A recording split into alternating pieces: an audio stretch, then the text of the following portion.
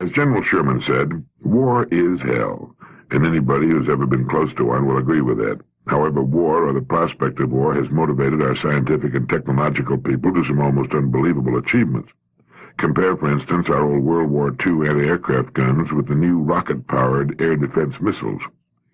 As a young Marine in the Pacific Theater, I stood on the deck of the old battleship Arizona watching our anti-aircraft guns turn the sky black with air-burst explosives, but I didn't see many hits. As a matter of fact, I didn't see one hit. Nowadays, though, we have computer-launched, rocket-powered, heat-attracted missiles.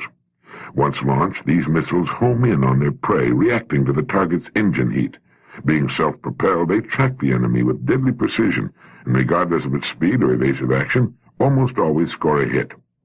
Now, I see a parallel, and I think you will too, between the old and the new weapons systems and the way in which many of us operate. Take a salesperson, for example. Some salespeople, like the old anti-aircraft projectiles, aim at their target as best they can and proceed along a predetermined sales track. But if their target, the prospect, fails to perform as predicted, they miss the sale, and if they miss by an inch, they might as well miss by a mile. In selling, one doesn't get paid for near misses. Other salespeople, like the new heat-attracted missiles, sense the prospect's reactions and adjust to them. Personal interaction with the prospect guides their presentation. They can double back, change pace, or make other creative modifications necessary to close the sale. Now, the difference between these two types of people lies in what's been called empathy-ego balance. And it's applicable not only to salespeople, but to men and women in all areas of activity where persuasion and communication and leadership are important. David Meyer and Herbert M. Greenberg discussed this in the Harvard Business Review. I see empathy as the ability to imaginatively project ourselves into another person's situation, to stand in his shoes. The man who possesses great empathy can sense the feelings and reactions of others and can change course as the situation changes. The empathic person, for example, picks up an infinite variety of cues and clues about his listener's feelings and convictions. He is, in effect, experiencing these along with his listener. The person with little empathy functions like the old weapons. Once he launches into a subject, he follows a given course of action with little regard or awareness of the feelings of his listener. Now then, ego means self, as in self-restraint, self-respect, self-esteem.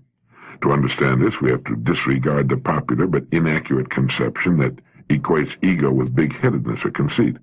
The ego we're talking about here is the mental picture a man has of himself and his abilities. Ego provides the drive a person needs. It's his propulsion. His ego makes him want and need to succeed, not just for the money or merit to be gained, but for a deeper and more personal reason. His self-image improves dramatically with success and diminishes painfully with failure. Ego provides a strong competitive instinct to win every race every day, a will to win that triggers extra energy when extra effort is needed. Now, both empathy and ego are functions of the mind and powerful tools in any interpersonal situation.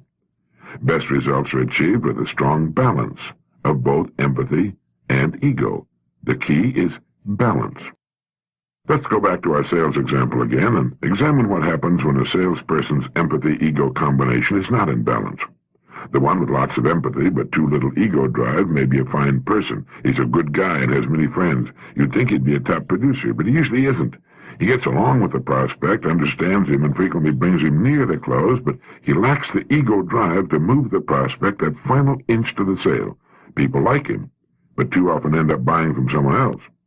Now, just as inadequate is the salesperson with lots of ego drive but too little empathy. He'll bulldoze his way through to some sales, but failing to understand his prospects, he misses many more. He forgets that a sales situation is not a contest where one person wins and the other loses. Either both win together or both lose. So you see, the key is balance, that wonderful balance of a strong sales drive and a deeply empathic nature. Those who have cultivated this balance are invariably found at or near the top. So how is your empathy-ego balance with the people you come in contact with every day? If a need for greater empathy is indicated, this is an attribute that can be developed with practice. You might recall the advice Atticus Finch gave his young daughter Scout in Harper Lee's great novel To Kill a Mockingbird. He said, "You never really understand a person until you consider things from his point of view, until you climb into his skin and walk around in it." Remember, everyone needs friendship, prestige, independence, achievement, and group membership. And in addition to these universal needs, each individual has his own particular interests and desires. Keeping his needs in mind will help you see things from his point of view, get a feeling of what's taking place inside his skin. Trust that feeling, act on it, and you'll find your empathy increasing with use and practice. To become stronger in the ego department, you might consider that all the great leaders are individualists with a healthy degree of self-esteem. Reasonable egotism is part of character and strength. Don't demean it in yourself or others. Reflect on what others have accomplished, men having no greater opportunity or personal resources than you now command. Your ego drive will increase with an increase in your knowledge of the range of accomplishments you can achieve. An improvement in your self-image, a raising of your goals, will open the door in the wall you may have unknowingly built around yourself by past performance, past environment, past thinking. The man or woman with a strong empathy-ego balance is dynamic and self-reliant, has endless drive and energy, and is concerned about other people and himself. He's mentally balanced to solve the problem, achieve the objective, hit the target. Such a person is a guided missile who's more wonderful than any scientific development man can ever dream of. And this kind of person is a great person to be with, or to be. This is Earl Nightingale, and thank you.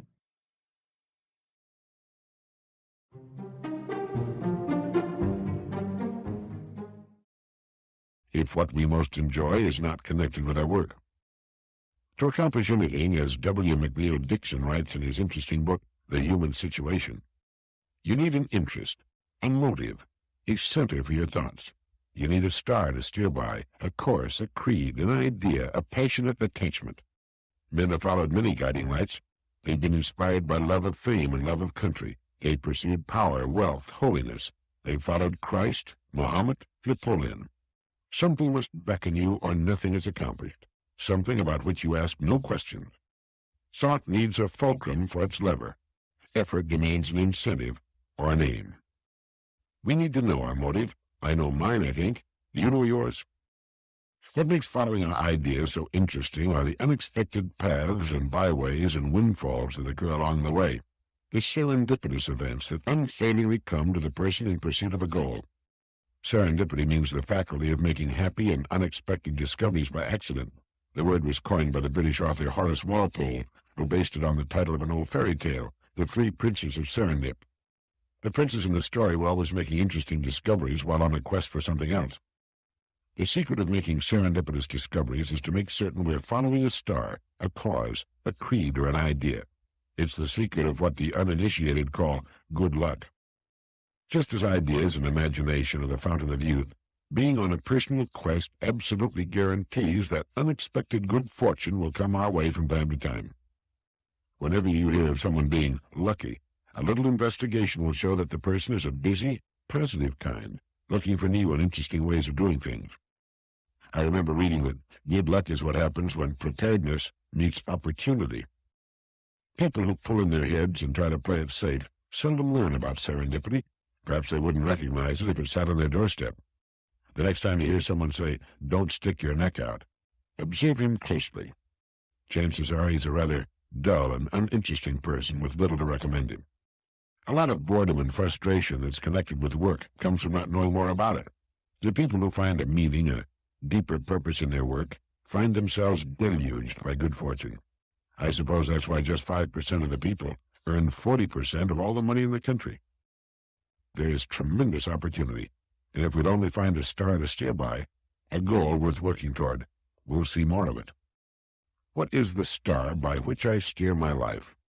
A good question to ask from time to time. It may change as we mature and sort out the important from the unimportant, but a person without a goal is like a ship without a rudder. I talked to a class of kids in his Institute of Education in Milwaukee not long ago, and afterwards a couple of fine, serious young men came backstage and asked, "But what if we don't have a goal?" And I suggested that they make the finding of a worthy goal their goal. It seemed to help. Another common seaman, Joseph Conrad, studied and worked his way to become a ship's captain. He later spent the long weeks at sea writing his great classic stories. Serendipity. We can put it to work in our lives whenever we wish. All we need is a quest, an odyssey, which is the name of my boat, incidentally. If you'd like to know more about the interesting subject of motivation, what motivates people today and what doesn't, by all means read the book I mentioned earlier, The Enjoyment of Management by John Price. He points out that motivating people has been with us for centuries. The 5 classic forms of motivation were practiced by such legendary greats as Cleopatra, Genghis Khan, Julius Caesar, and Moses. And for many centuries, these 5 motivators, pay, direction, discipline, underutilization, and diversion, worked magnificently. Moses crossed the wilderness, Caesar conquered Gaul, and Cleopatra had her wily way. So naturally, these heretofore highly efficient motivators continued into the Industrial Revolution and are still with us today. But do they still motivate? Well, let's see. Pay is income to the person for use as he determines, but he's influenced by a couple of things. Does he have full freedom to use pay in any manner he wants, or must he use all or part of it to fill obligatory demands such as the rent, car payments, the phone bill, and taxes? There isn't as much discretionary income. Pay in most people's minds is their due for the work they perform. It does not tend to change a person's behavior from median to maximum performance. Pay, then, is not a motivator. It motivates membership, and that's all. Money is what the employer uses to attract and hold people. It motivates them to come or to leave an organization, not to perform to the maximum of their ability. Denial of aspirations for independence of action through detailed direction will certainly motivate changes in organizational behavior. Unfortunately, the motivation will take a negative tack, leading to dissension and withdrawal of individual effort. Discipline, the 3rd classic motivator, still works, but it's much more difficult to apply today. The unions, changes in lifestyles, the lesser emphasis on material goals, all have contributed to a weakening of discipline as a motivational force. The biggest problem in our industrial society today, without qualification, is the underutilization of people in the workforce. It is, in itself, a monumental deterrent to maximum individual productivity. But far worse, it has a relationship with just about every aspect of the work situation: pay, discipline, direction, to cite the motivators we've already discussed, and also the full range of organizational goals, profit, production, morale, and so forth. The major effect of underutilization is turnover, and turnover, as any industrial leader will tell you, is the bane of his existence. The most talented young people, aware of the fact that they're not being fully utilized, quit. The young man has grown up without the problem or frustrations of his older boss who remembers the Depression. He's of a generation unique in sociological history, a generation without substantive problems of personal survival. Often the young men who stay are generally of a less aggressive nature who eventually will extend a minimum of effort, which ultimately becomes fixed. If they're unable to channel their unused abilities elsewhere, they will, according to Parkinson's law, shriek to get the job. And finally, diversion, getting people's minds off the unpleasant job, is fast becoming passé. So the 5 classic motivators that have been around since Moses, Julius Caesar, and Cleopatra are pay, direction, discipline, underutilization, and diversion. But in the rapidly changing world of today, they don't seem to work anymore. John Price tells us about 5 more, the stable motivators, which do. They are growth, achievement, responsibility, recognition, and work nature. First, growth. Growth is of 2 types, organizational growth and self-developmental growth. For a person to feel meaning in his job and thus give to that job the full measure of his ability requires that he sense the opportunity for promotion beyond his present job, organizational growth, and opportunity for the advancement of his own personal competence. He will, of course, sense opportunity only if there are, in fact, recognizable mechanisms for its realization. These mechanisms, quite simply, are discretionary awards, succession planning procedures, merit increase provisions, and personal development programs. 2. Achievement. According to some professionals in human behavior, is the most important of the needs for the organizational member. Unless the person senses that what he's doing is a contribution to a greater goal, that he is doing something that counts, he will very likely produce mediocrity. 3. A sense of responsibility is third of the 5 motivational needs which must be satisfied for maximum job performance. We do not, as a rule, delegate to people the freedom to act as responsible managers of their own jobs. Everybody is a manager if we think of management as involving the coordination of resources. So creating a feeling of importance and responsibility is the job of the manager today, and unless this feeling is created in the individual, one of the important elements will have been lost. 4. Recognition. The 5 most important words in the language are, I am proud of you. The 4 most important, what is your opinion? The 3 most important, if you please. And the 2 most important, thank you. These are all simple phrases, and they're pretty inexpensive ways to recognize individual performance with personal concern. 5, the last ingredient in the high-performance recipe, is work content, the nature of the job itself. Unless the person has a basic liking for the functions, the tasks, the mechanics of the work he performs, he cannot, by any stretch of the imagination, be motivated to perform at his highest achievement level.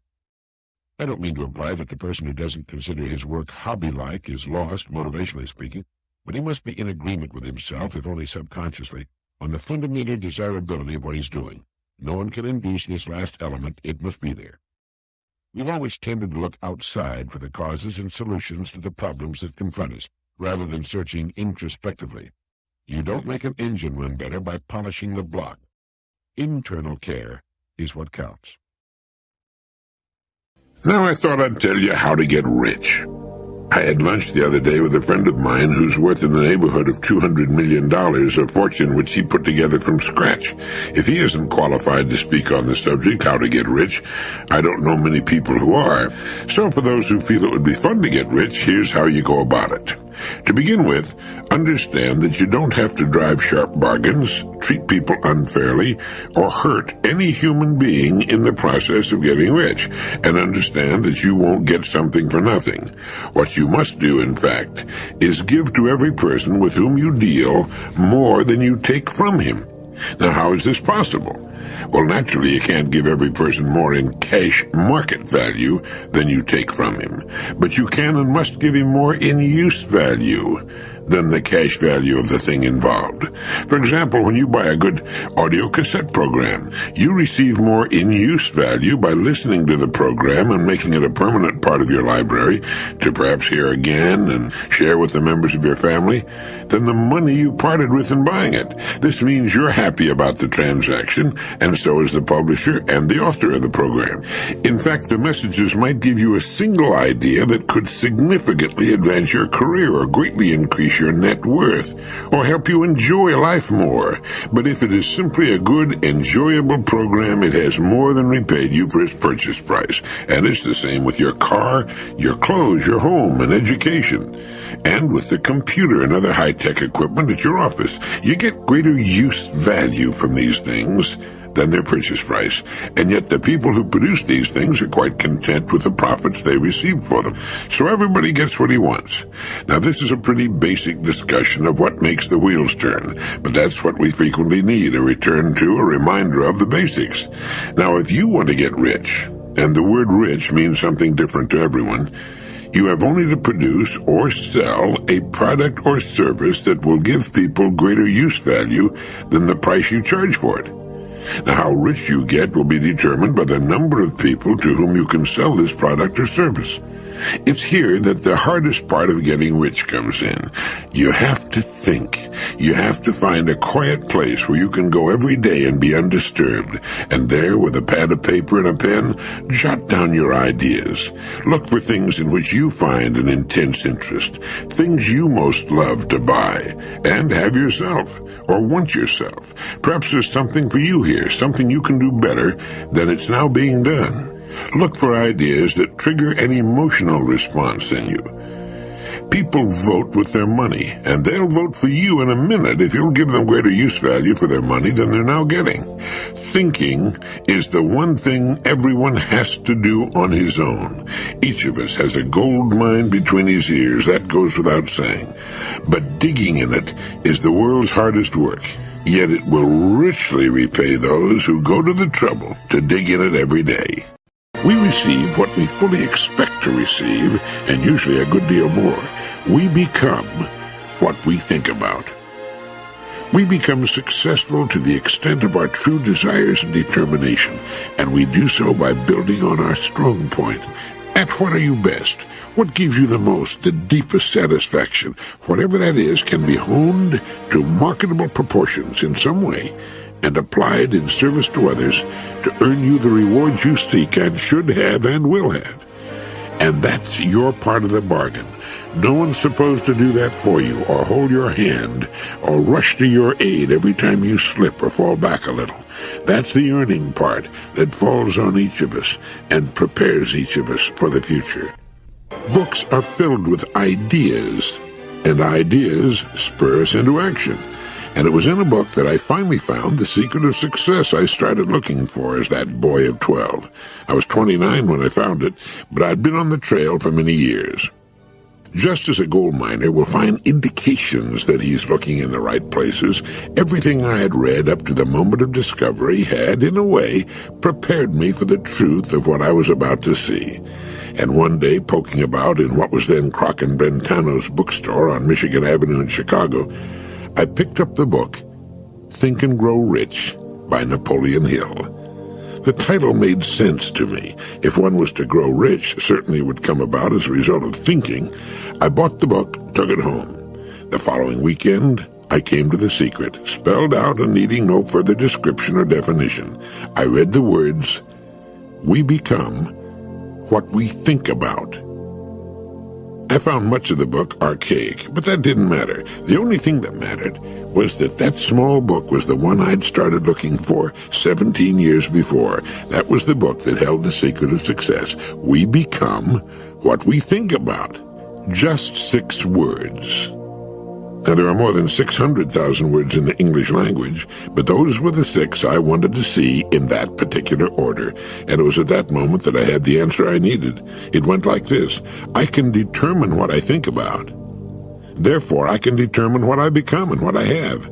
Everything fell into place then, of course. People who thought about becoming lawyers became lawyers. When I was a boy in Long Beach during the Great Depression, what did the people in our neighborhood think about? To begin with, they didn't think about very much. They thought about getting by on minimums as best they could. They thought about their government relief check. They thought about shopping at a nearby store, or going to the movie at the Bijou occasionally, maybe getting an occasional odd job or even a steady job. And that was the end of it. Their lives had been mirrors of their thoughts. They had quit learning too soon. They were using the astonishing human brain and body for mundane, ordinary tasks, or for doing nothing with them at all. They were looking for ways to save money instead of earning money. We didn't ride, we walked, except for an occasional bus or streetcar ride, which I never failed to enjoy. When my trousers developed a hole in them, we didn't think of ways in which we might buy a new pair of trousers. We thought in terms of mending the hole, and the pants became what we thought about, mended pants. So did socks. The other day, I received a letter from a Rabbi Stephen Rubin of Tarzana, California. With his letter were 2 talks he had delivered to his congregation. One of them was titled, "You Already Know the Secret." In his letter to me, he says, "The talk entitled You Already Know the Secret was in many ways inspired by your own messages, and I'm sure you'll recognize many of the quotations that you've used in the past." And in his talk to his congregation, the rabbi says, "Yes, I did discover the secret of success, and it led me to explore the thoughts of authors, poets, philosophers, prophets, sages, and a host of teachers of our time and ages past to discover what each of them believed about the secret of success." What I discovered, he goes on to say, was astounding. I found an abundance of wisdom as ancient as our 3,000-year-old Torah and as modern as 20th century science. To my amazement, I realized that from the Bible to the Greek philosophers, from the wisdom of Rome through medieval studies of the human condition, from Shakespeare to Milton to Emerson to the rabbis of the Talmud, each and every one had discovered an answer to the secret of success. But the most astounding discovery of all was the realization that all of them, in their own languages and in their own way, discovered the exact same secret. The universal key to success, simply put, is this: as you think, so shall you become. As you think, so shall you become. It's true. And so if we're going to develop something, this is a good place to start. To think deliberately and with a purpose. to spend a little time each day before a blank sheet of paper with our goal perhaps written at the top and come up with some fresh, new, and exciting ideas. The next point on our checklist you might call the law of laws. That's what Emerson called it, this great old law of cause and effect, that our rewards in life will always be in exact proportion to our contribution, to our service. We all know this, really. We tell our children in Sunday school that as ye sow, so shall ye reap, but we forget that that's true. If a man is unhappy with his rewards, all in the world he's got to do is find ways of increasing his contribution, his service. It's like the story of the preacher who was driving down a country road, and all of a sudden he came to the most magnificent farm he'd ever seen in his life. It was beautiful. And so he saw the farmer approaching the road on his tractor, and so he hailed him, and he said, "My good man," he said, "God has certainly blessed you with a magnificent farm." And the farmer thought for a moment, and he said, "Yes, you're right, he certainly has. But you should have seen this place when he had it all to himself." And the preacher had his sermon for the next Sunday. He realized that all the farmers up and down that road had been given the same land, but one man had made something great out of it. Well, all of us are given the same land. We're given a human life, and each of us can make something great out of it, too, if we want to. The next point might be simply the word truth. Since everything we do has an equal and opposite reaction, unless what we're doing is based on truth, we're building on sand, and it can't stand. The next point would be R&D, research and development. None of us would want to work for a company or invest our money in a company that didn't have a very viable research and development department. That is, pumping a good percentage of its profits back into research and development because its future depends on it. But so does a man's. And you might ask yourself, how much of your own take-home pay have you spent during the past year for materials calculated to make you smarter this year than you were a year before? Calculated to make you a little better, a little bigger as a human being, to perhaps love a little more and hate a little less and do a little better job than you did a year ago. How much money are you pumping back into yourself and your future? It's worth thinking about.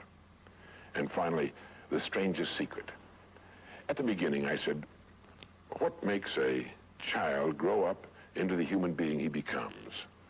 Well, this is the reason for that. Of course, he's the confluence of a genetic pool that goes back for thousands and thousands of years. His environment has an influence on him, of course. But what makes him become the person he becomes is that he becomes what he thinks about most of the time. It's as simple as that. We become what we think about most of the time. And that's the strangest secret. This is why thinking is so vital. This is why a goal is so important. Because we will become that. This is why people who set goals achieve them. The trouble with men is not in achieving their goals. They do that. It's in establishing them. Well, that's about it. I think it's good to remember that if we just go along with the crowd, we won't wind up with much more than the wish that we could do it all over again, and as far as we know, you can't. If we want to amount to anything as individuals, we need individual goals, individual thinking, individual actions. And we must never conform to the big group. We must love them, we must help them, we must serve them, because our whole success will depend on our ability to do these things. But never lose our own individuality and our identity by permitting ourselves to become submerged in what has historically proved itself to be little more than a suffocating sea of indirection and purposelessness. If we want to emulate someone, fine, but let's be choosy in whose steps we follow. It's the only life we've got. And remember to think. Imagination is everything, and we can become what we can imagine. If you find yourself getting depressed and down at the mouth, as we all get once in a while, you might want to remember this quotation by Dean Briggs. He said, "Do your work. Not just your work and no more, but a little more for the lavishing's sake. That little more which is worth all the rest. And if you suffer as you must, and if you doubt as you must, do your work. Put your heart into it, and the sky will clear. And then out of your very doubt and suffering will be born the supreme joy of life." Believe it or not, in an age when we've come to nearly deify leisure time, we've almost lost sight of the fact that virtually all our satisfactions, rewards will come not from our leisure, but from our work. And don't forget the strangest secret. We become what we think about.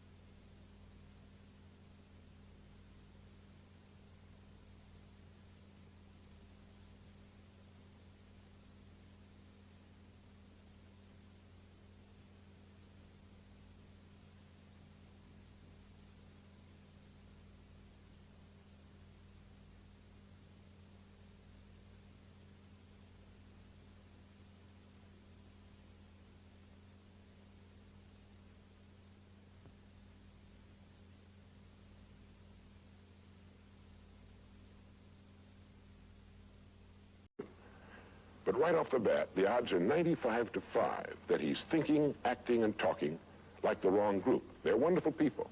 They love him. They'd do anything in the world for him. They want him to succeed. But the odds are 95 to 5 they haven't got the answers he needs if he's to reach fulfillment as a human being, if he's to reach this success that he wants, if he's to reach into these deep reservoirs of ability and genius we know he possesses and draw it out. Well, he starts in school. The most important thing to a little boy in school is to be liked by the other little boys in school. And so at this tender age, he begins to follow other little boys his same age who don't know any more than he knows and who do not necessarily have any capacity for leadership. And he does this in the first grade, and the second, and the third, and the fourth, and the fifth, and the sixth, and the seventh, and the eighth, and year after year after year, he forms himself into a composite average of other little boys his age, trying to be like them, trying to do the only thing in the world that's impossible for a human being to do, which is to be like somebody else. Now, let's say he goes all the way through school, usually goes in the military service. Again, he's caught in a vice-like grip of conformity. Now, let's say he's 25 years old, out of school, out of service. What's he going to do? As a rule, he'll go back to his hometown, unless he's married, in which case he'll go to his wife's hometown. But let's say he goes back to his own hometown. He's single. He doesn't know quite what to do. He's standing on a corner one morning, and a friend that he knew in school comes up and says, "Hi there, Charlie, what are you doing?" He says, "Nothing." He said, "Why don't you come down and work where I work? It's a pretty good place. The pay's regular. We got all kinds of fringe benefits and so on." And so he does. The odds are about, again, 95 to 5 that his first job is taken as a result of random application. On the job, without thinking about it, the most natural thing in the world for him to do is to look around, see how the other guys are doing their job, and to begin doing his the same way, assuming that what is normal for them is normal for him. No reason for this. He doesn't think about it. He just does it. Now, he has stretching in front of him 50 years or more in the golden age that man has been dreaming of since the days of ancient Greece.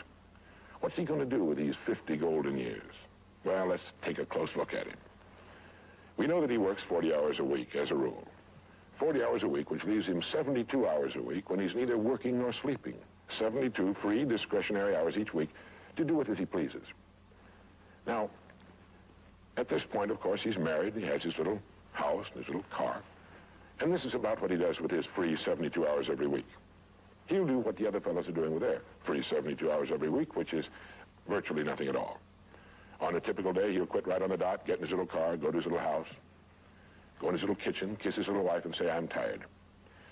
They've even figured out why he says that. The experts believe that he used to hear his father say that back when men used to get tired working during the day, and he picked it up and he repeats this every night when he gets home. He bolts his little meal and then heads for the living room where he turns on his escape box. Click.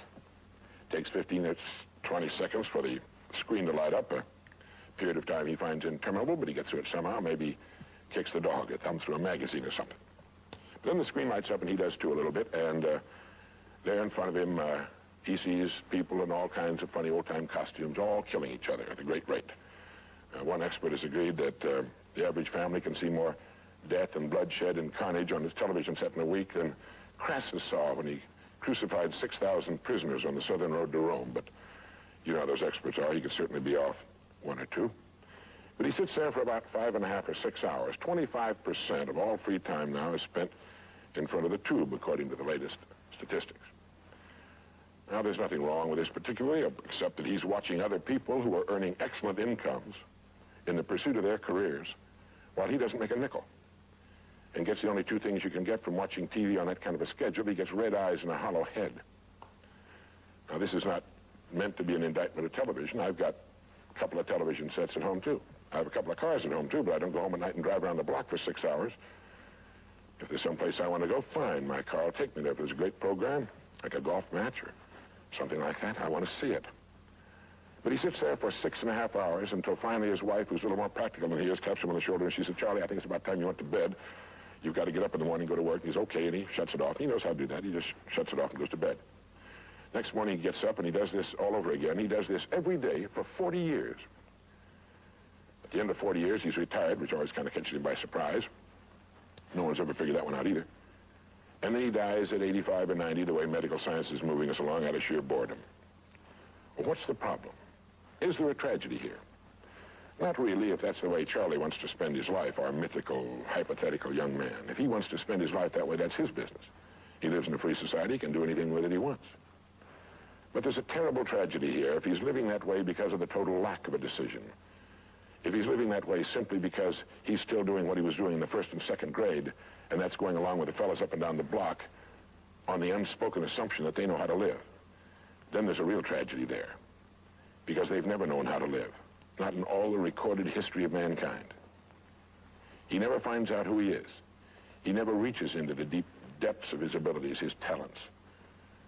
He never learns that he can have just about anything he wants in the world, that he can call his own shots, tell his own fortune, and it's kind of a pity.